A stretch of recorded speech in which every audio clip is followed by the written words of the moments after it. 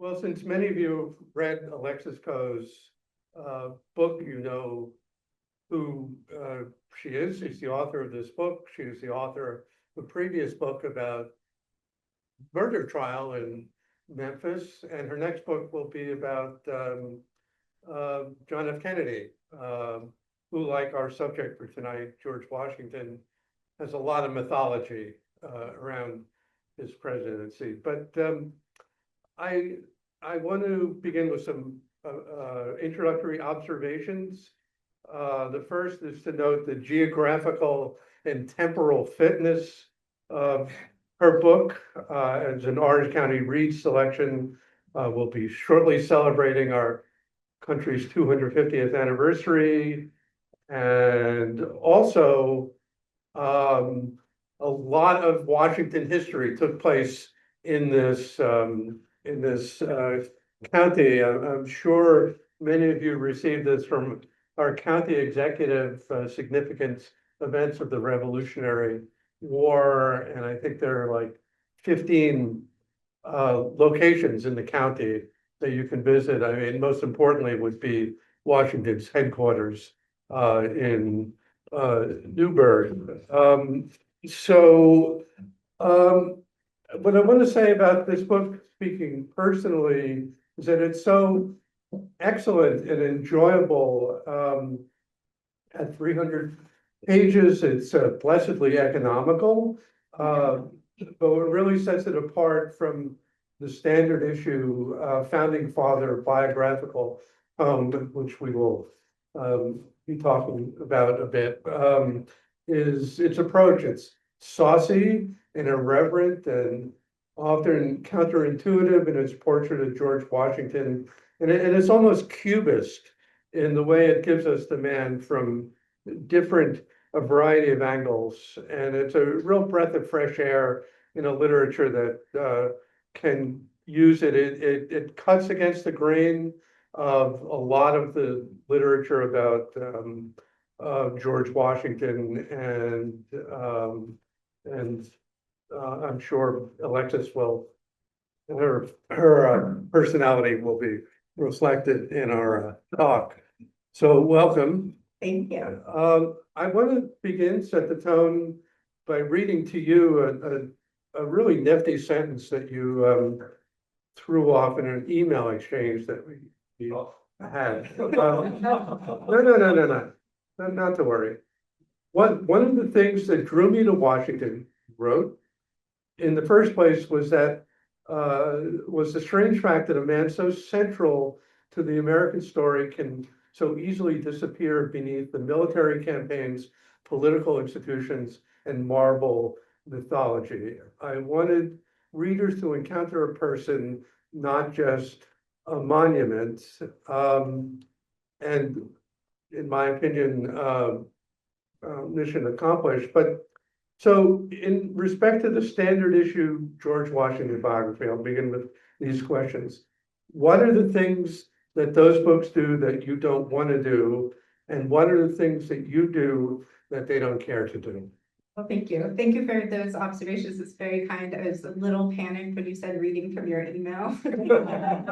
But, as someone who reads everyone's letters and diaries and ledgers and bank accounts, I always say it would be my worst nightmare. I'm burning everything.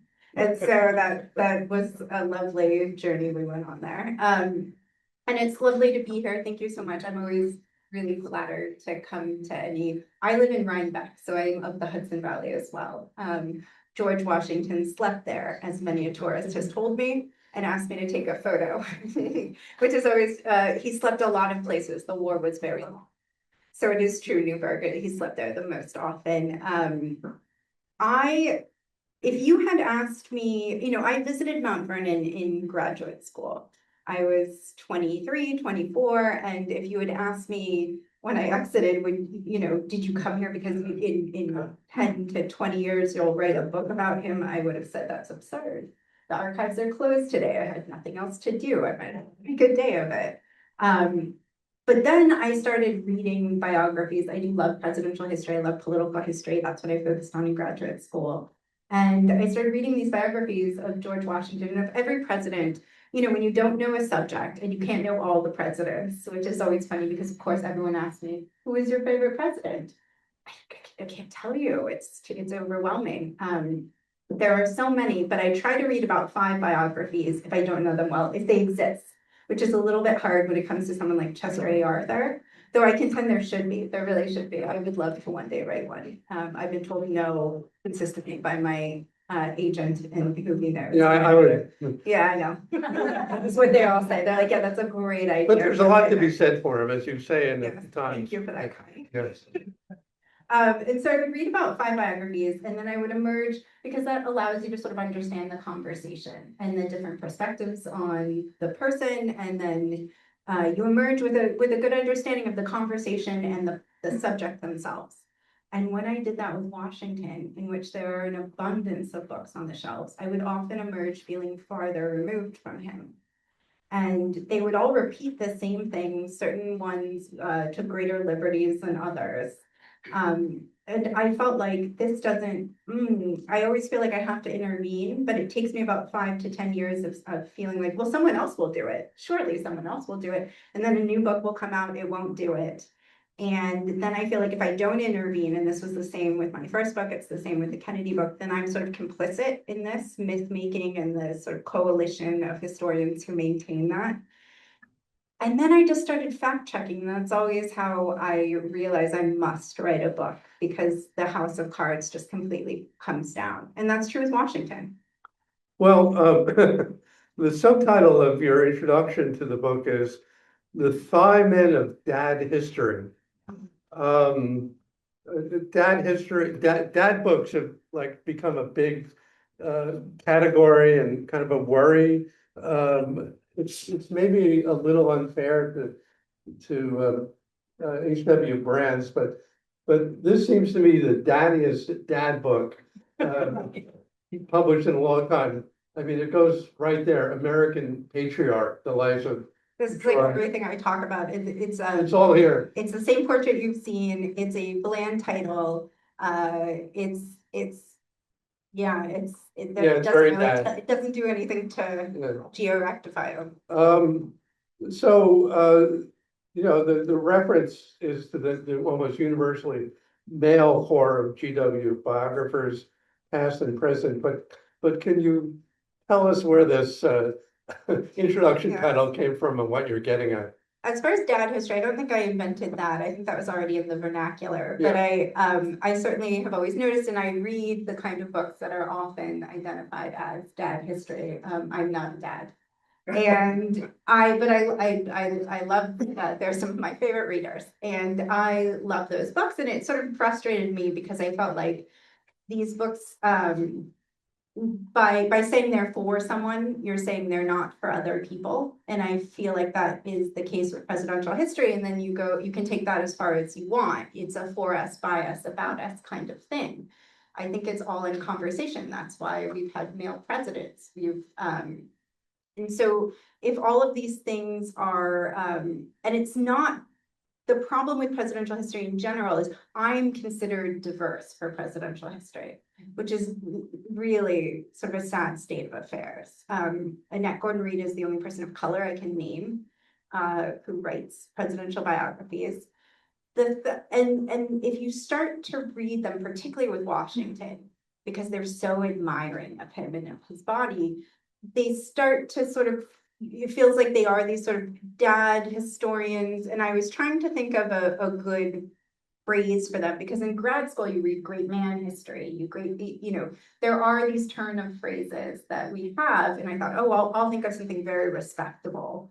And so in brackets, I had thigh men, because they focused on the muscles of his, rippling through his jaw and all sorts of sort of uncomfortable things, but mostly they focused on his thighs in a way that I felt belonged in the realm of romance novels. Like how they rip the flanks of a horse. Like it was a little bit like Get a Room kind of thing. It was a little embarrassing. And so I had it in brackets, but I never intended for that to be in the final draft. And then right before I sent out the book, I sent it to the same 5 readers I send all my big works to, my first book, my dissertation, all these things.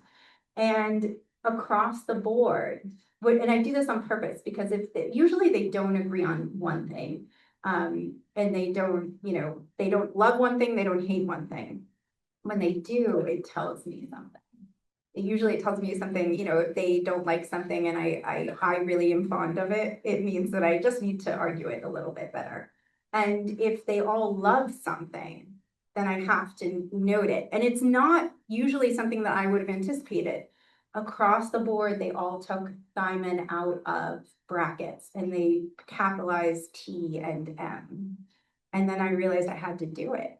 But I was extremely nervous about it. And indeed, it's very effective. It's very effective. Have you spoken to Ron Chernow lately? I was just at a thing with him. I thought about it. There's a reason, I have a reason for asking this. So one of the things that you're rather hard on him in the beginning, and it has to do with Washington's mother, who seems, for reasons I don't understand, to come in for quite a lot of flack from your standard issue Washington biographer. Maybe you could talk a little about that. This was the reason I wanted to write the book about Washington, and this is what compelled me. When I say I fact check, this is an example. Everyone in presidential history, they do tend to hew towards the same primary sources. And one of them was a letter that Washington writes to the royal governor of Virginia. And in it, he, every other biographer brands all of them, Ellis, all the bold-faced names, they write that Washington, it says, I'm sorry I was delayed, I'll be there in a couple days. My mom and cousin and a bunch of other people arrived from Ferry Farm, where they lived in Virginia, to Mount Vernon, which he was renting from his late brother's widow. And Chernow says that Mary Washington, Washington's mother, arrived like a bat out of hell, and that she demanded to know his life plans. And it was just this really dramatic reading. And I thought, my goodness, did Mount Vernon give him exclusive access to some sort of letter none of us have ever seen?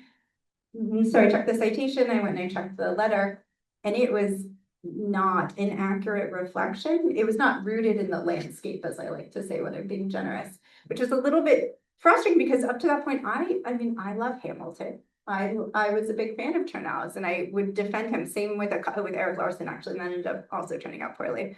But I love the way that they can sort of carry narrative, and I think less so with certain books. Certainly his most recent, I don't think so. But I kept thinking, this is strange though, because as I was reading the book before I'd even fact checked it, before I was just making a list of things that seemed hinky to me. And then one of the things that also seemed hinky to me was he called Mary Washington illiterate. But that trip that I mentioned where I went to Mount Vernon when I was, 22 or 23, I had seen one of her annotated Bibles and I had noticed that the writing was really rough, but that made sense to me because Mary, which we don't talk about enough, and I wish we talked about it more, was the daughter of an indentured servant. Washington was the grandson of an indentured servant. That's a great American story we don't talk about. And I really wanted, so I knew she wasn't illiterate, for example. You don't generally lead with that. No, we don't, and not when we're talking about him. And in general, in presidential history, we want women to either thwart men or to be like the kindly bonnet-wearing Martha Washington. I always say, do not be fooled by the bonnet. I would pick a lot of people over her to deal with. And so it was one of these things where I just thought this can't be right. And then I made a list, which is in the, I think it's the introduction. Yeah, it's in the introduction of what ways Ron Chernow described Mary. And I wouldn't describe anyone like this, but this is one. So illiterate, which we already know is a class commentary. It's not, she could read and write. It just was not refined in any way. Whining, trying, forbidding, feisty, complainer, difficult, self-interested. This is a woman who didn't remarry. Her life would have been much easier because she wanted to maintain what Washington and his siblings had. Homespun fine, unlettered, class judgment, shrewish, crusty. That's the one that got me. That sent me to the archives. When you call a woman crusty, I'm like, what does this have to do with anything? And so it was, I think she was difficult, but she was also 100% Washington coded. He was his mother's son. Right. So let's get the great man on the stage here, and he was a great man, and no there's no sense in this book that he wasn't great. Yeah. But there's a kind of aspect to his career of a little like failing upward. I mean, one of the things, his first real job in life was as a surveyor, and it's a new continent. There's a lot of land to survey, and he's good at it. And he been given his first job as a military leader to head out to the border of Ohio to tell the French to back off, really, because there were two empires contending in North America, and he sort of, as they say, overshot his remit, and he killed a French commander and 10 or 12 others. A diplomatic assassination, just like a little error. And he started the war of 1812. Yeah, or the French and Indian War. And it was a blunder, really. He came back and they said, "You did what?" Tell us about that. This was such a brilliant moment. So all the superpowers, of course, vying for land in the Americas. And Washington is the head of the Virginia militia. For, again, the grandson of an indentured servant, this is an amazing feat. But Washington, had his father not died, he would have gone to Applebee's in the UK. He would have gone to the mother country. So he is very much chip on my shoulder. He and Benedict Arnold are so alike until a certain point, until about their 20s. They're just absolutely determined to win glory and money for their family name. Surveying is something he loves. He eats land, like he has a hunger for it like no one else. And he leads this Virginia militia into the wilds of the Ohio, where it's since been. And the idea of the French carrying like dressers through this, I mean, everyone was ill-equipped, everyone's making mistakes. Washington is led by the half king, who has, everyone is, indigenous people are for hire for whichever side is winning and can pay the best. But they also have their own scores to settle at this point. And Washington does not realize that the half king has a particular issue with Jumonville, who is this diplomat, and he is assassinated in a way that Washington could have stopped, but also maybe couldn't have, it depends. But the best part about this is Washington, of course, has to report this back to his boss, to the royal governor of Virginia. He does, but it takes him about 6 pages to get there. Not because he's got like an amazing preface and he really wants the mood to be right before he delivers the news that he's just started a world war, which is what, had we not had the American Revolution or won, he would have been best known for. First few pages, he's complaining about pay. He feels like he really should get a better promotion, that the problem with being the star colonist is that every other person who is British born can outrank you, whether or not that is the official title or not. So he's incredibly bitter about this. But the letter itself is so revealing. And what's amazing about this, though, so he has to go to the capital of Virginia to report back. The royal governor gets this letter in this journal that comes with it. And Washington doesn't know how he's got hubris, obviously, because he's complaining. He somewhat realizes this is a big deal, but he's also like, what was the best I could do on this pay? What do you want from me? Yeah, exactly. He goes to the Capitol. He also has to go to the Capitol because he is constantly contracting some sort of disease and he has dysentery. And so he goes, and then he hears Martha Washington is taking suitors.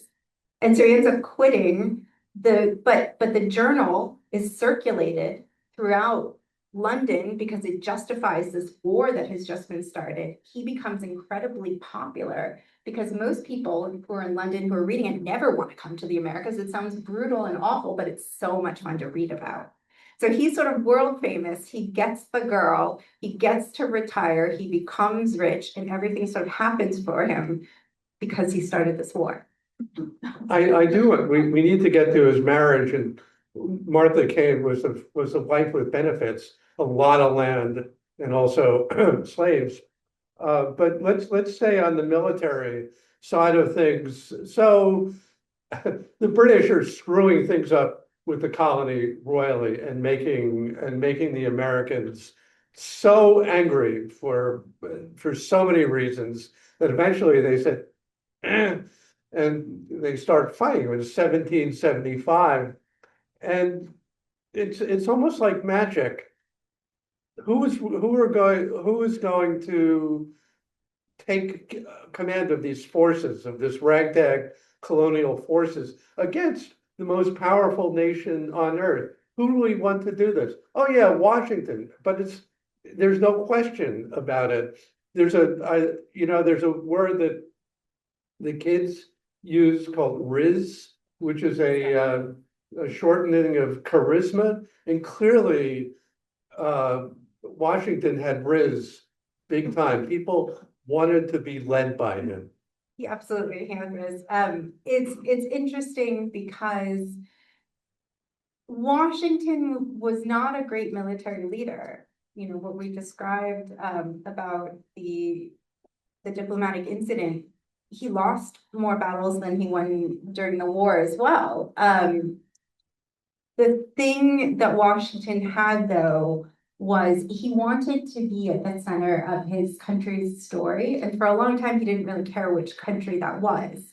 Because while, yes, by the time the war started, more than half the country was excited to have the revolution, to be an independent country, it's not really true that everyone wanted them gone. You know, we still had a fair amount of loyalists and patriots. And the loyalists, by the end, between the Hessians and the British not following the rules of war, yeah, that was 8 years later, though. So in 1775, we have Washington going to Philadelphia, stuffing himself in his old uniform because he's now, you know, in his 40s and bodies change. And he's picking up books, you know, had a general. He's not really the most, he's been out of the game for a while. He didn't go to West Point. There was no not. West Point. Well, he did later. That's where Benedict Arnold was found.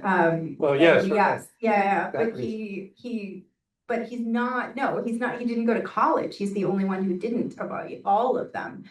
But he didn't want something in exchange. So first of all, like John Adams, like, I guess we're soldiers now, and everyone's like, no one wants you to be a soldier, John Adams. And you have also— You look like Paul Giamatti. Yeah, exactly. Just go raise money and talk abroad. Yeah. And then you have people who are better trained, who have more experience, but they're asking for concessions that make you think that maybe they won't be the best general for the job. No one thinks, they certainly don't hope that the war goes on for 8 years. They hope it's done pretty quickly. But the other contenders ask for things like, well, if I'm caught or the war fails, this, you know, what the British are calling a rebellion. If our revolution fails within 6 months or a year or 2 years, and they take my home and they maybe hang me, you'll give my family money, right? You'll replace our home. And everyone's like, no, that's not how it works. You have to be prepared to die for the cause. And Washington was like, me. And accepted that he didn't really raise his hand, but he did, for him, he did a lot of campaigning, which means that he went around to every church, to every living room, and he met with everyone, while everyone else was talking about how much they wanted the job or what they needed to do the job. And he didn't ask for a thing, except said he was open to it and was wearing this uniform. Well, in your book, there's one of the fun things about the book is they're really good charts. There you can see, get a lot of information nicely. You don't have to wade through a lot of dad book prose to get to it. But he had other skill. He was not a great battlefield commander. I think even his admirers would say, but he had other skills. He had skill. Well, we were talking about leadership. People wanted to be led by him. He was very good at diplomacy and he was very good at intelligence. He was a sort of a Enjoyed spy it. master. Yeah, I enjoyed it. And one of my favorite series, I listened to the Hamilton soundtrack a ton when I was writing this book, and it was, it took a long time, it was 6 years or so. But I love the series Turn, even though it's so bad, I really like it. And Washington Spy, it's by Alexander Rose, and it was the adaptation. There are lots of differences in the book and in history between the actual adaptation, but he did really relish in spying. And we don't, spies don't win wars, but they certainly improve the odds when, let's say, you're facing the greatest fleet known to the world and you have a few rowboats. It's useful, but what Washington, his genius was really the court of public opinion. Yes, he was as a propagandist, and I don't mean that as a pejorative, but as somebody who knew how to shape a story. We would call it today. We would say, Spin master. yeah, exactly. Yeah. I think when the British said this is a rebellion, it was really significant because that meant it was theirs, right? It's claiming territory. It also means they don't have to follow the rules of war. And the Hessians don't either, which means a lot of plunder, a lot of rape, a lot of assaults. And anytime when Washington started to get reports about this, of course, he was horrified, but he's also like, collect those, put them in, a pamphlet of sorts and circulate them. Understand, like, let the country, the loyalists know this is happening. And then make sure that everyone knows that we are following the rules of war, so that when we emerge as a country, which I'm sure we will, the rest of the world will respect us and they will be ready to trade with us. And I do think that we inspired this age of revolutions, but the rest of them were far bloodier. You have the French Revolution. You have a lot of other revolutions that are not, ours was not seamless. Anyone who's read the Articles of Confederation can confirm that. But we had a pretty good time in comparison, and a lot of it was the steadiness of Washington. You have one general versus 8 from the British, and then you also have his, and he broke plenty of laws of the land when he was president, and others, he was an enslaver. That was the title. Master was the title he held the longest. But he did believe that to conduct yourself in this war, you had to conduct yourself as if you were already a country, sort of fake it before you make it. It made a huge difference. And I think that was really his strength. And his escapism was either planning 18-sided barns at Mount Vernon or spy master. So Cornwallis gets stuck between the French Navy and the American, and we win the war, and then Washington does. With a little help from the French. Yes, yeah, quite a lot. Washington does something that even King George himself says, well, if he does that, he'll be the greatest man in human history. What is it that he did or did not do? I will say that I've always found this point to be a moment, when you're researching and you're studying someone like Washington, and he does so many amazing and also terrible things. You're on them with you. I'm with him on his best days. I'm with him on his worst days. But I will say that I never thought I would talk about this as much as I do. He gave up power. He did so twice. He did so after the war was won and the Treaty of Paris had been negotiated. He was desperate to go home before Christmas. He was actually at West Point, and people like Abigail Adams were buying war bonds and sort of trading. Everyone was sort of exploiting soldiers. All these things were happening, and all Washington wanted to do was go home. He wanted to give up power, really genuinely. I don't always believe him. I think he wanted to be general. He said it couldn't possibly. I don't think he wanted to be president. I do think he wanted to go home. And that was the first time. And then this is when the king said, allegedly, and everyone commented on this, that if he gives up power, he's the greatest man who ever lived, because this was a world that knew kings and queens and despots and military dictators. You don't achieve that and just go home for Christmas. It doesn't sound logical, certainly not to someone like King George.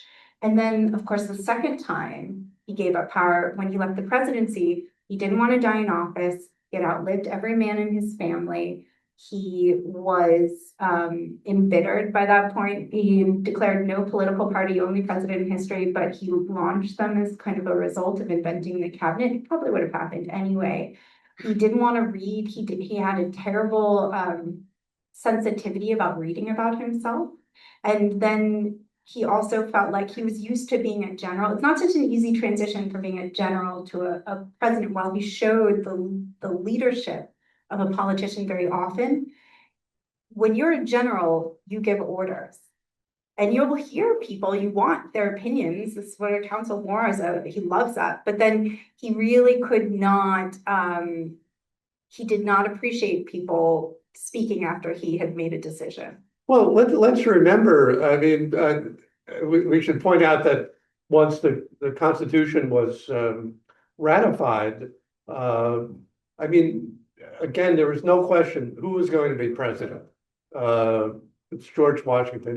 He thought it was a question. Nobody else did. Yeah, but he oversaw the Constitutional Convention, and he thought he was just doing them a solid by going, because they, the Articles of threatened everything. The North and the South were fighting. The debts were unpaid, so the British were taking over forts. It was a mess. And he thought, my God, what did I do all that for? And then he goes to the Constitutional Convention, and everyone's like, that's why the presidency is so ill-defined. Because they thought, here's this guy sitting on a platform. He will obviously be president. We can trust him. He gave up power. And then he goes home, and he really doesn't think he's going to be president. And then he calls the journey from Mount Vernon to the first seat of power in Manhattan, calls it the journey to the site of my execution.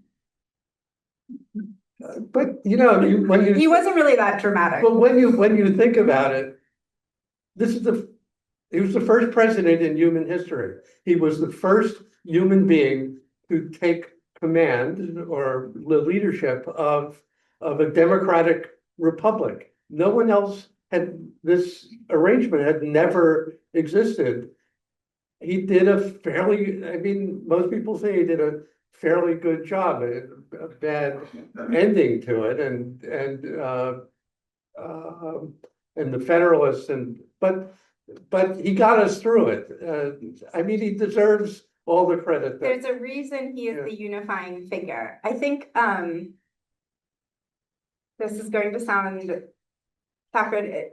I've been looking forward to our 250 my entire career. It's really true. It's very exciting for me, in part because I wanted to have, I'm a senior fellow at New America, which is a bipartisan think tank, and we always talk about sort of what 250 should be about. And I always think about it as containing three things, which I think Washington did. And it's hard to talk about because he was the only man for the job, but a lot of these issues we can talk about in these ways that are complex. So we don't necessarily have to render this verdict that's like, he did a great job, he did a terrible job.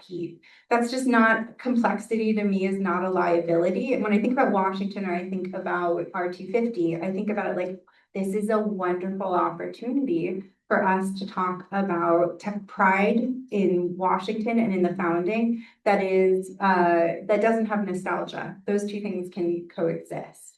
We can talk about the ways that we have failed and succeeded in living up to the promise of the revolution and of our founding. And we can look towards a better future, a more inclusive future, one that is more reflective of our country now. And so I think that all those things sort of come into this sort of assessment of Washington. You can't, when the book first came out, I would sometimes get these extreme reactions because I don't, usually slavery is in a chapter, and it's throughout the book. Yeah, and it's throughout the book. And I think one of the things that's really interesting is some people would say, I don't want to read a book about someone who owns slaves. And I always think, or the other end of the spectrum would say, Washington is going to be canceled. This was whenever it was saying canceled all the time. And I always say, best of luck. Like, how do you do that? How do you cancel George Washington? You cancel him, you cancel the country and the founding, and you simply can't do it. We just have to sort of embrace all of it. So you brought up the subject of money earlier, and He loved it. yeah, Yeah. and money is connected to property, is connected to slavery. And he made a very advantageous match, as they used to say, in marrying Martha Custis. They never had children themselves. He had two stepchildren. But Martha came with a lot of land, and with the land came And children. It's She like- came with 2 young children, which and is so very important. we're slaves. And Washington gets a pass in a lot of uh, uh, histories because of his will, which I'll leave to you to describe. But there are darker. I mean, slavery itself is dark enough, Yeah. but there are darker aspects of the way he treated the slaves. So I will ask you to address this question. Yeah. And Um, forthrightly and yeah. So as a historian, I talked about how I see them on their best days and their worst days. And I do see them on a variety of days. And so it's impossible for me to look at Washington on any day and not see him as an enslaver, because there's a certain amount of erasure that happens. He's obviously not naming every enslaved person that is in the room, because he doesn't need to, he doesn't think he has to, but they come up enough, and it's a concern for him, whether it's maximizing the enslaved people as far as what their output, it's discipline. People also like to say that he never sold an enslaved person. He not only sold enslaved people, but he wrote a letter to a Caribbean island saying, this one is trouble, watch out for him. The life expectancy on these islands was already early 30s. Maybe. So to say that you're sending someone to their death and to like a pretty brutal time. Washington became an enslaver at the age of 11. He also became the head of his household. He was off, he had to drop out of school at 14. We can talk about all these things together. They're all a part of the story. And so this is to show you that there's deprivation. He is talking about how he can't go visit his half brother and get some work, get more surveying work through these connections, because he can't afford to feed his horses. What do you think the enslaved people on the property were being fed if the horses weren't being fed?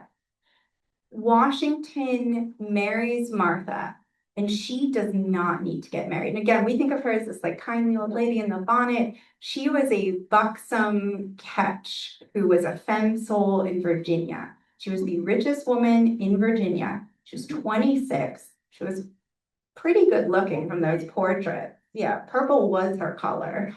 And there's no male heir. She's in control of her finances. Everyone else has died. The father, the half-brother, everyone. She's not allowing men from her family to control her. She's got all this say. So it's sort of interesting because Washington's mother was also a widower in a very different position. So Martha is getting the grossest letters from men saying, I want to warm your bed. I want to have more children with you. Inappropriately aged, like anyone in Virginia with a pulse who is aware she exists has written her a letter. In Washington, by the way, when he was 15 or 16, if there was a wealthy 14-year-old in Virginia, I like to joke that like he was on it. He sent her father a letter, and the fathers were like, no, thank you. this Because is he had so nothing. romantic the way. No, I know. And here's the thing, I it can't does wait for the not, movie. and dysentery, this all starts with dysentery, just how, again, every great love story starts. And he wants to meet her for that reason. She does not, she's heard about him, and I think he moved with the grace of an athlete, and he was tall for the era.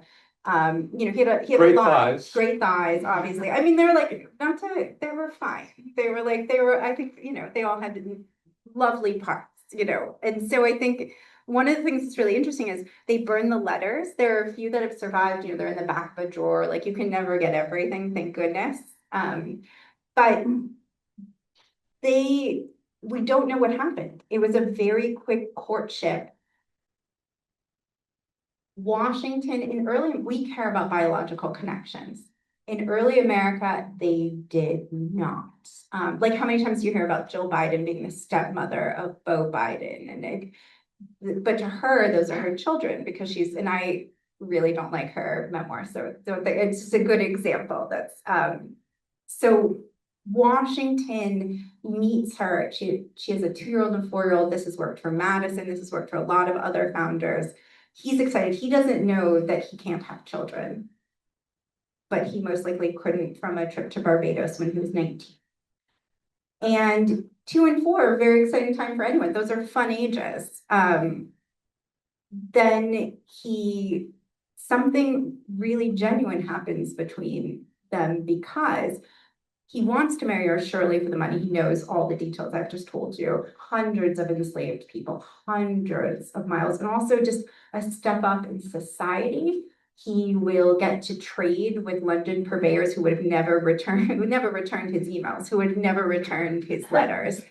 And he gets to just have a completely different life. But we also know there's really better set of plates to eat on. Oh, 100%. I mean, just like into order plates in galore. But one of the greatest things for him and for us as historians that helps it, I'm very, it's hard to be certain about anything in the past. I'm certain that what evolved was real love for a couple of reasons. One, all of the observations about them whenever they went to the Capitol, whenever they were at parties, whatever, he did not like to talk. He was not socially comfortable. They were dancing up a storm. They were talking. He was whispering to her. And then he wanted her decades later to join him at every encampment over the winter. And he had to talk her into being inoculated. And she was like kind of an anti-vaxxer. She was not excited about it. He really cared for her, and they went through all these troubles in the first and second term in there, as every president does, because that Martha said, this was not what I signed up for, and also this job is for a much younger woman with thicker skin. So I want to leave time for the questions. Oh, and I do want to say one thing about please. so Dr. Carla Hayden, who is the first Black Librarian of Congress, the first woman Librarian of Congress, appointed by Obama, dismissed by Trump, along with Colleen Shogan, our archivist of the United States, a lot of other great people. She put me on one of the Library of Congress boards because of the epilogue. So if you haven't read the book, I would read it, because this idea that Washington emancipated his slaves, which is what everyone likes to say triumphantly. And the issue with that is one man walked free that day. And Washington, Chernow, they like to say that he had an evolution in his thinking, which is a thing people say about presidents, which is something that happened with Kennedy, which is very exciting. It didn't happen with Washington. What happened, if there was any evolution, was that he, from the war, from becoming close with Marquis de Lafayette, he suddenly was aware of the world thought outside of Virginia, where he had spent his whole life, of slavery. And he understood the position he held. But the Marquis de Lafayette wrote to him for years, saying basically, like, let's go halfsies on what we would call tenant farming later. If you emancipated enslaved people, imagine what it would do for the future of the United States. And Washington basically said, as Southerners do, bless your heart. Like, I'll talk to you when your ship arrives in 5 years and we can discuss it then. But Washington was breaking laws to keep people enslaved in the second president's residence in Philadelphia, where they should have been emancipated after 6 months. He was pursuing people. Which was up on the wall until. Yes. He took it down. Yes, he put out ads for all, he was always looking to make a buck or save a buck. So he was breeding mules during this time too, and he was charging for it. And he was also pursuing runaways. And there are accounts where he had assaulted enslaved people. There are observations from visitors that his enslaved people were in very bad repair as far as their clothes. When he figured out that they were good at fishing and they were selling at the markets on Sunday to supplement because they weren't getting enough to eat, he then made them sell it and give him some of the money. Like, there's everything that you can imagine. There is no good enslaver. But Washington firmly believed, and said it constantly, that the enslaved people were better being owned by him than making their own decisions. And we can stop there. We've heard there. So before we get to questions, from the floor, I want to ask you a question, final question. So if through the magic of book interviews, George Washington could manifest right here in front of us some version of him, what would you ask him and what would you tell him? I think he would just be so confused by me being his biographer. Although he knew Mercy Warren Otis, I should say that it's a republic if you can keep it. Elizabeth Willing Powell said that, who ran salons in Philadelphia, and she was one of the people who convinced him to serve a second term. And so he did respect, once in a while, he respected there could be a smart woman. Besides his wife. Yes, but I mean, in doses. Yeah. And dressed a certain way and of a certain class and all of those things. It's so funny when anyone asks, I think that he would be befuddled by a lot of things. He would, most of all, I think the founders, and this is a general statement, and it's hard to say, like, what would they think? What would anyone think from the past? I think they would be shocked at how few amendments we've had and how little the Constitution in the country has changed, because they very much intended it. They never thought they were superhumans with glass balls who could see into the future and would know how we felt and how we would live. And I think that he would be very surprised that we had had so little change. I think the thing that would surprise him the least would be race in America, because he was so very well aware. Part of the reason he didn't want to do it is, one, it would cost him money. And like founders, like so many of us who own property in the Hudson Valley, we're land rich and cash poor. And so he would have had to have paid for each person to be emancipated. There are hundreds of people. He didn't want to see also his enslaved people, who were 123, separated from Martha, the Custis estate, so they would be inherited by her heirs. He didn't want to see them separated because they had, of course, wanted more capital. How do you get that to have enslaved communities have children together? And so it was a big mess, and he was very aware of that. And he said that emancipation should be so gradual, it's imperceptible. Wow. And I think that some people would agree that's what happened. It was imperceptible until it wasn't. Memorial Day is always a great day to remember communities that had been freed, Black communities who celebrated what we call the first one, I think. Blight has called it that, in which they went and they dug up different mass graves of Union soldiers and gave them proper burials to appreciate what they had done. But I think that nothing about Reconstruction, about the resistance to equality would surprise him in any way. I think he'd be fascinated by that, but he'd be just as fascinated by stoplights. And what is there any one big thing about Washington that we want to know, but history has not given us the answer to? Is there any one question? So George, what about, or if that doesn't exist, don't worry about it. I don't think we know a good deal about him, which is nice. I always think some as a biographer, I want to know everything, but I also accept that I definitely won't, and I just have to live with that. I don't think there's anything we don't know, but I do think that I think we spend way too much time thinking about our own, as if we're somehow, if something Washington did was wrong, we are somehow wrong, rather than just being the heirs of what they left us, which is a very different thing. I think he would be surprised that we all feel so personally obligated to their legacy rather than the country, because as John Adams said in a note to nephew shortly thereafter, when it was clear that they were going to be called the Founding Fathers, which is a term I struggle with at times. Adams said, I guess I understand why people are calling us fathers, but really we were just like anyone else. We were a bunch of, I didn't say dudes, but basically we were a bunch of dudes who were making the best decisions we could at the time with the information that we had. And a lot of it worked out, a lot of it didn't. We don't really talk about that as much.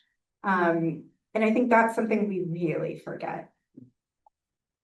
Well, thank you. I do have other questions, but I think, so why don't we, yes, sir. Yeah, can you talk about when he and Lawrence was sick, and how George took care of him, And in that experience, I think that's the root cause. You asked for something big that had something to do with him surviving smallpox. Maybe you can repeat the question since some of this is online. Yes, the question was, can I talk about him caring for Lawrence Smallpox. How he and survived smallpox?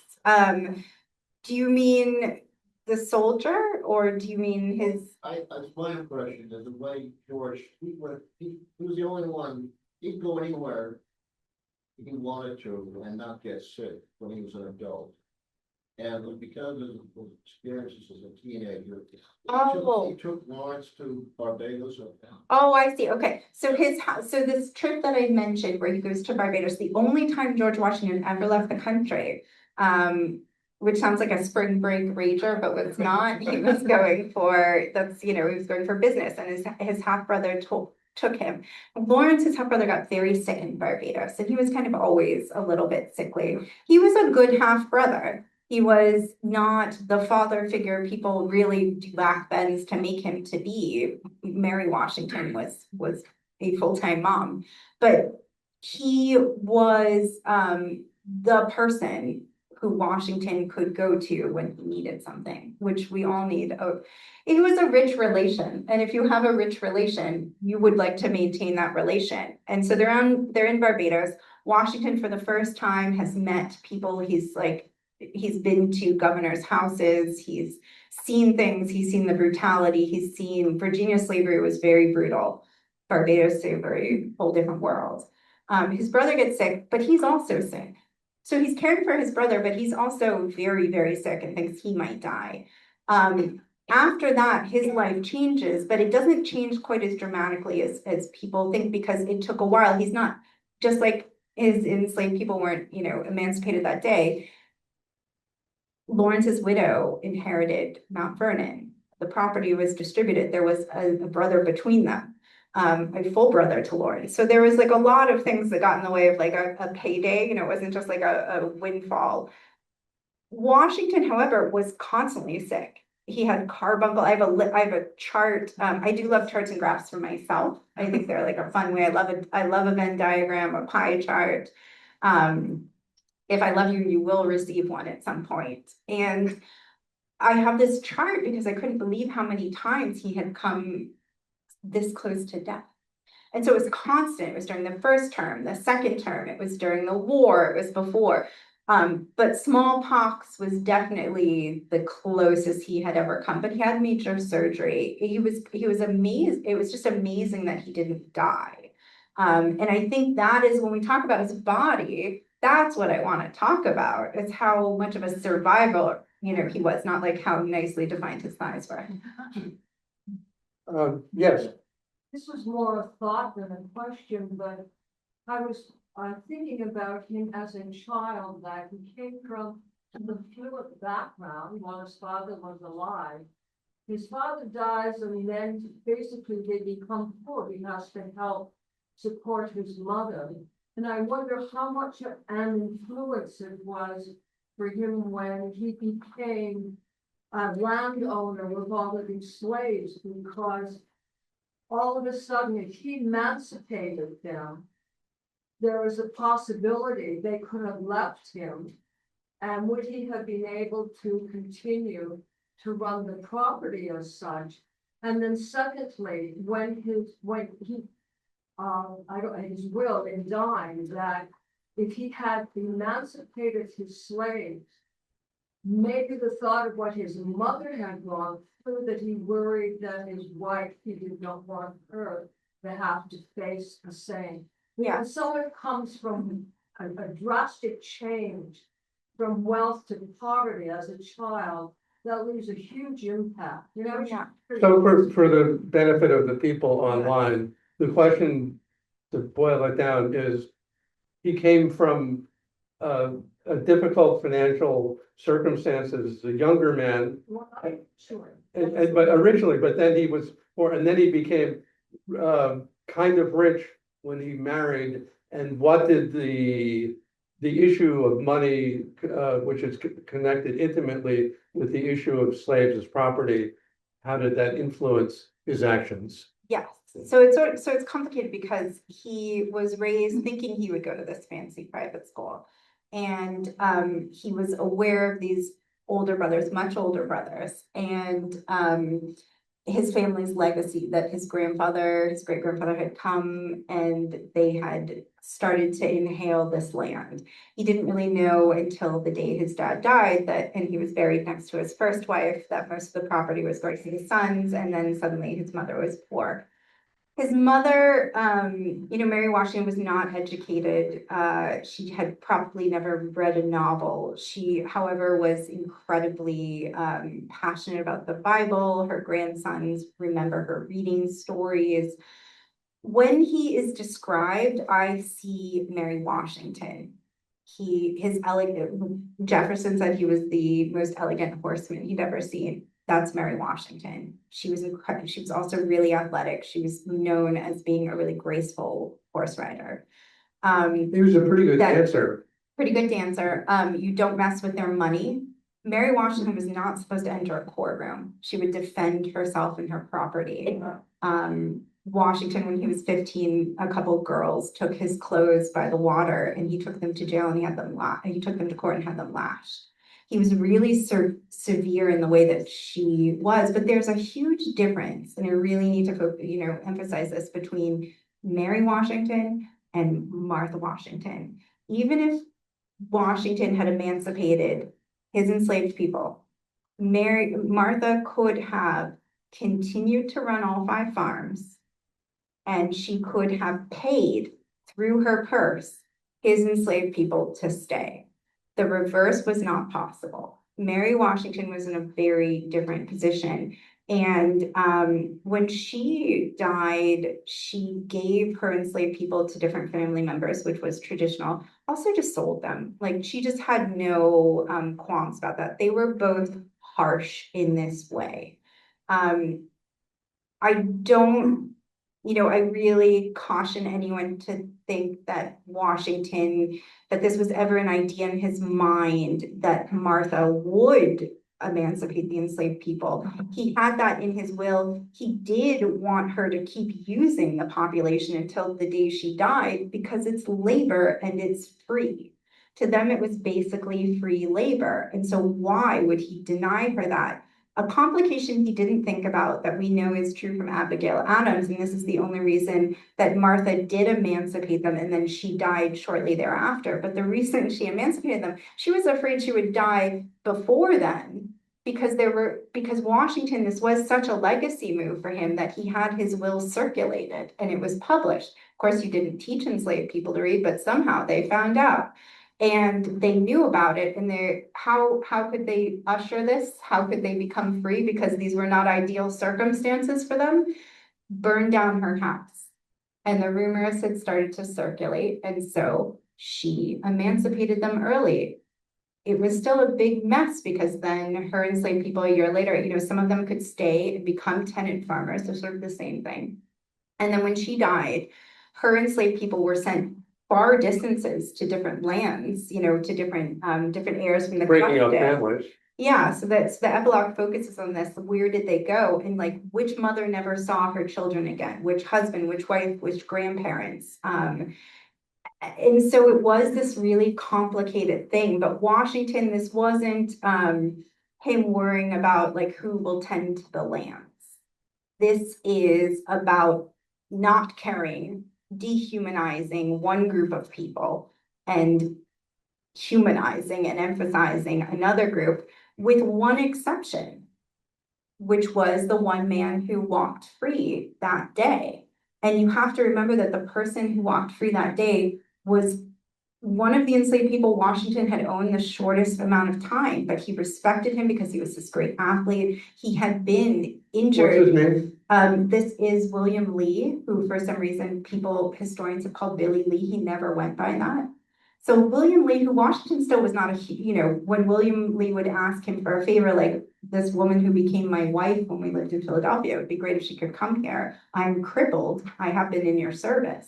And Washington would be like, oh, but she was really annoying. And write a letter and say, if you can find her, fine, but if not, no big loss for me. And then, he he respected and he felt like he owed William Lee this, but no one else. And he really thought of him as the exception because he was this exceptional athlete. His brother, William Lee, who he bought at the same time, he did not. So it's a whole swath, hundreds and hundreds of people who he does not view as humans who deserve to be free of bondage. One more question. I think we have time, so please. First of all, I love the picture, like Oh, so yeah. like I snarky. had it commissioned. I love it, and I love the title. Your writing is amazing, Thank you. and I thoroughly enjoyed this incredibly so much. I'm So- sure we have time for more of this. Don't stop, don't stop. I just loved it, I'm a high school English teacher and like I read a Oh, lot of like thank you. not great stuff and this was like, I couldn't put it down, just really Thank amazing. you. So I just have like two little questions. First question, I was having a discussion with some people and we were kind of talking about Martha and George's relationship. And some people were saying that it was like this amazing love affair. And I was kind of like, I don't know if it was like this amazing love affair, especially at the end. When he was like, I'm gonna go, and she's like, okay, see ya. I don't really want any more of this. I'm Yeah. done being the happy hostess. So that was my one question. No first ladies have, Michelle Obama has talked about this a lot, how the most difficult, because I feel like she's been on tour the most in recent years, that the most difficult time in their marriage was the presidency, and having young children. I think she's also said that, which I think coincided a bit for them. Washington and Martha were of one mind in a lot of ways. There was no, he did not think she would emancipate the enslaved people because she felt the same way about enslaved people. There are letters from her saying, Black people are just bad in their nature. There's just nothing to be done about them. So they were, well fit in a lot of different ways. They definitely fell in love, and she again didn't have to marry him. He didn't, it was advantageous, but he didn't have to love her or want her around. And he was a helicopter parent. He was lecturing his, what we would call stepson and then step grandson who he raised, Washi, his namesake, about like losing umbrellas. They were really on top of them. And so they had these like passion projects, which are their children, their family, their homes, their trade. Martha hated being outside of Virginia far more than him. And that was, so the things work, like sort of the things that become an issue between most married couples became an issue.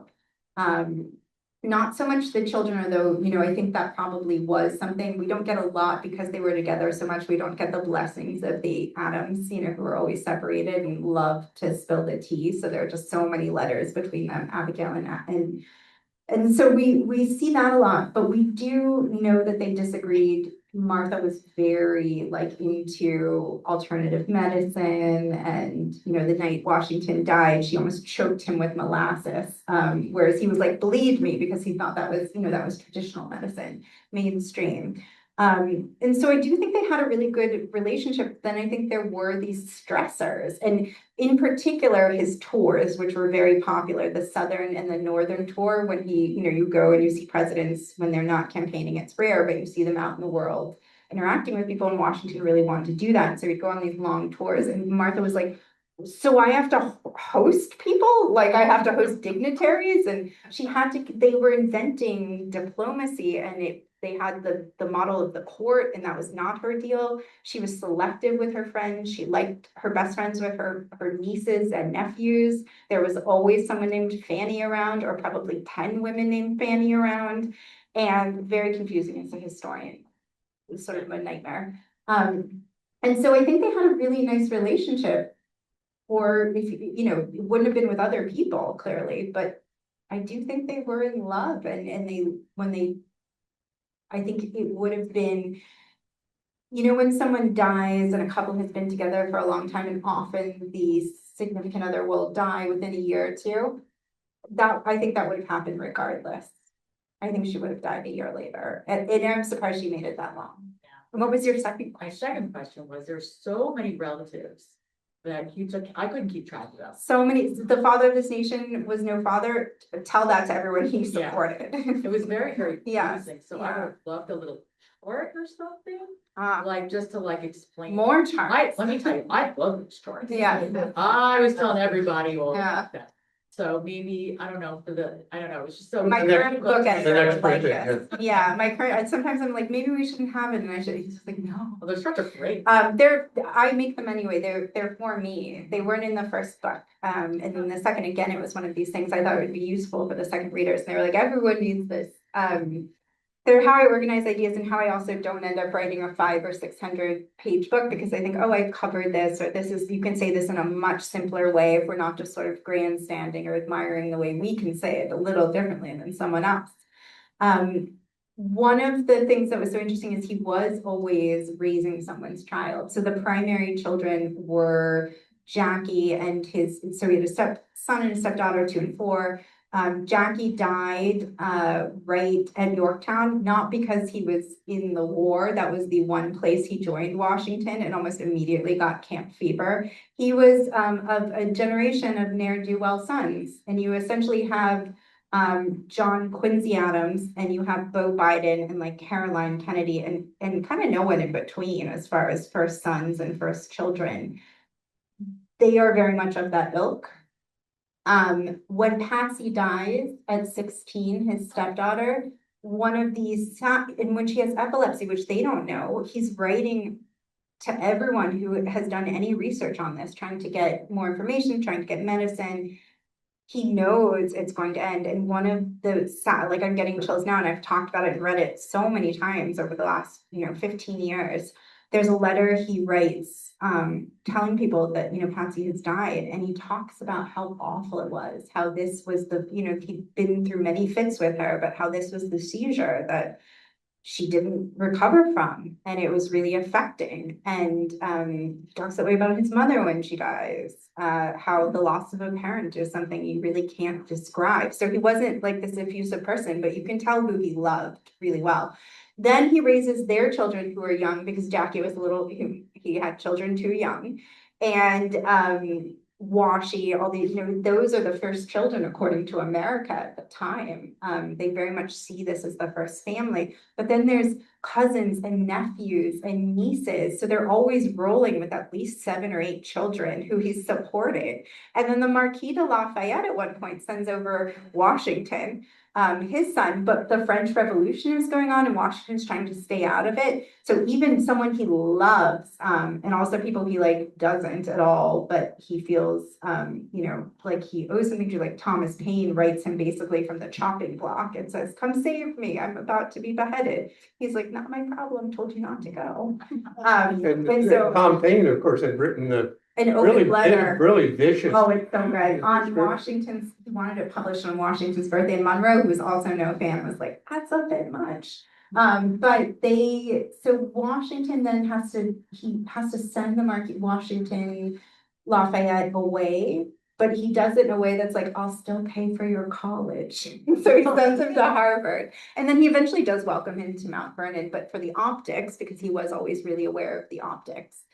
Doesn't. But when I say that he had children around, I don't mean that he was just like, oh, someone else is taking care of these children. He's on them.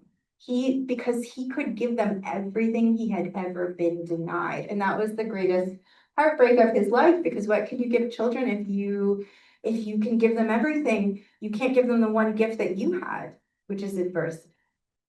And for someone like those kids losing a parent, it's not that it didn't matter when people died, because people died so much more. There's this misconception that you lost a child. Oh, well, you were used to it. The odds weren't good. You still lost a child. It's still devastating. But he was very much, he valued their lives so much, and he knew everything about them and was intense. He was like what's that? The mom who, there's a little bit of a tiger mom, whereas Martha was like, it's fine, just let them relax. They need to unbutton their pants and not move. Like almost like a Jewish mother. She was like, please don't move, you'll hurt yourself. George Washington, Tiger Yeah, Father. tiger. Yeah. Well, on that note, I think our time is up. I think we know a lot more about the real George Washington than we did when we started. So thank you so much, Alexis.